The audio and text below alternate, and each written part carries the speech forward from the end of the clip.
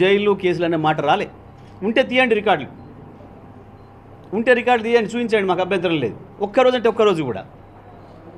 కానీ ఇవాళ గత 120 రోజులుగా ప్రజలకు ఇచ్చిన హామీల్ని పక్కదారి పట్టించి ప్రజల సమస్యల గురించి మాట్లాడుకోకుండా ఉండడం కొరకు, ప్రజా సమస్యలు ఈ ఎన్నికల్లో అంశం కావద్దని పనికి మాలిన లేని కేసుల గురించి మాట్లాడి, ఏదైనా జరిగితే తప్పు జరిగితే ఆ శాఖకు సంబంధించి ఎంక్వైరీ జరుగుతుంది, అక్కడ ఉన్న ఆ శాఖకు సంబంధించిన అధికారి కంప్లైంట్ చేస్తే ఒక కేసు జరుగుతుంది.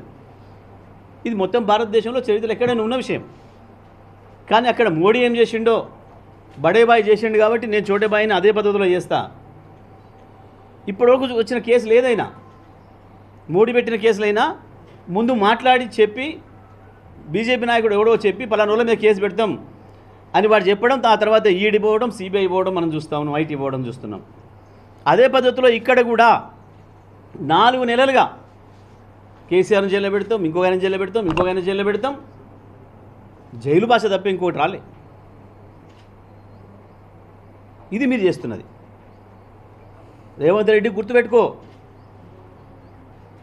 నువ్వు ఒక్క నోటీస్కే ఏ రకంగా అవుతున్నావో, మా టీఆర్ఎస్ కార్యకర్తలు నాయకులు ఏ రకంగా క్షోభపడుతున్నారో 4 నెలల నుంచి వెళ్ళి మీరు పెడుతున్న దుర్మార్గమైన అక్రమ కేసులు గ్రామాలలో నువ్వు మాట్లాడుతున్నది ఏందో, నీ భాష ఏందో ప్రతిరోజు గుర్తుండాలి. ఒక ప్రభుత్వాన్ని నడిపేవాడికి ప్రతిరోజు ప్రజాస్వామ్యం గుర్తుండాలి, ప్రజాక్షేమం గుర్తుండాలి, నువ్వు ఇచ్చిన హామీలు గుర్తుండాలి. ఊరికే అన్నిటి మాయ చేస్తా, మస చేస్తా, నేను మాట్లాడిందే వస్తుంది కాబట్టి మీడియాలో ప్రజల పొలాలు ఎండిపోయిన సంగతి లేకుండా చేస్తా, ప్రజలకు కరెంట్ ఇచ్చిన సంగతి మాట్లాడకుండా చేస్తా, కరెంట్ ఎగ్గొట్టిన సంగతి మాట్లాడకుండా చేస్తా, మనుషుల కుండలతో ప్రదర్శన రైతుల సంగతి రానియకుండా చేస్తా, ఒడ్లు కొనలేదని రైతులు ప్రదర్శన చేస్తే అది కనపడనీయకుండా మసిపూస్తా. ఈ డ్రామాలతో నడుపుతున్నావు కదా 4 నెలల నుంచి నువ్వు. ఇవాళ చివరికి మా సోషల్ మీడియా ఇన్ఛార్జ్, ఒక party BRS party social media ఇన్ఛార్జినే, రాష్ట్ర ఇన్ఛార్జిని కిడ్నాప్ చేసే పరిస్థితికి వచ్చిందంటే నీ ప్రభుత్వం ఏందో నువ్వేందో తేలిపోయింది ప్రజల్లో. ఇవాళ నేను డిమాండ్ చేస్తున్నా, వెంటనే డీజీపీ సమాధానం చెప్పాలి. క్రిషాంక్ను మీరు తీసుకుపోయినరా, మీ పేరు మీద ఇంకొకరు కిడ్నాప్ చేసినరా, మీ పోలీసులే సివిల్ డ్రెస్లో కిడ్నాప్ చేసినరా, స్పష్టంగా చెప్పాలి. మాకు క్రిషాంక్ ఎక్కడ ఉన్నాడో మాతో మాట్లాడేయాలి, తప్పకుండా కుటుంబ సభ్యులతో కానీ మా పార్టీ నాయకులతో కానీ మాట్లాడేయాలని చెప్పి నేను డిమాండ్ చేస్తూ ఉన్నా. ఈ జిల్లాలో కూడా పెద్దలు జానారెడ్డి గారు నిన్న సూర్యాపేటకు వచ్చి చాలా మాట్లాడినారు. బీఆర్ఎస్ ప్రభుత్వం వచ్చిన తర్వాత మంత్రి జగదీష్ రెడ్డి ఏం అభివృద్ధి చేయలేదు, సూర్యాపేట తుంగతుర్తులు అసలే జరగలే, మా దామోదర్ రెడ్డి నేను చేసినవి మొత్తం ఉన్నాయి అని మాట్లాడిండు. జానారెడ్డి గారు, మీరు నిజంగా పెద్దలే అయితే మీ పెద్దరికాన్ని నిలుపుకోదలుచుకుంటే నేను సిద్ధంగా ఉన్న చర్చకు మీరు రావాలి. 17 సంవత్సరాలు మంత్రి మీరు ఈ జిల్లాకు, మీ తర్వాత 10 సంవత్సరాలు వరుసగా మంత్రి ఉన్నది నేనే. ఇద్దరం చర్చ పెడదాం. మీ కన్వీనియంట్ ప్లేస్ చెప్పండి, మీరు పెద్దలు కాబట్టి మీరు ఎక్కడ చెప్తే అక్కడ రావడానికి నేను సిద్ధంగా ఉన్నా. ఎవరి సమక్షంలోనే ఏం లేదు, నేను చర్చకు సిద్ధంగా ఉన్నా.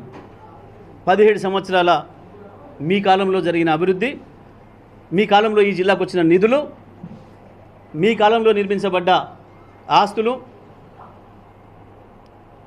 10 సంవత్సరాల నా కాలంలో వచ్చినాయి. అన్ని చర్చ చేద్దాం, ప్రజల ముందు పెడదాం. నిజంగా మీరు చేసిన ఎక్కుంటే మీకే ఓట్లేమని చెప్తా, నేను చేసిన ఎక్కుంటే మాకు ఓట్లేమని నువ్వు చెప్పు. పెద్దలే కదా మీరు, మాట్లాడాలి, చెప్పాలి.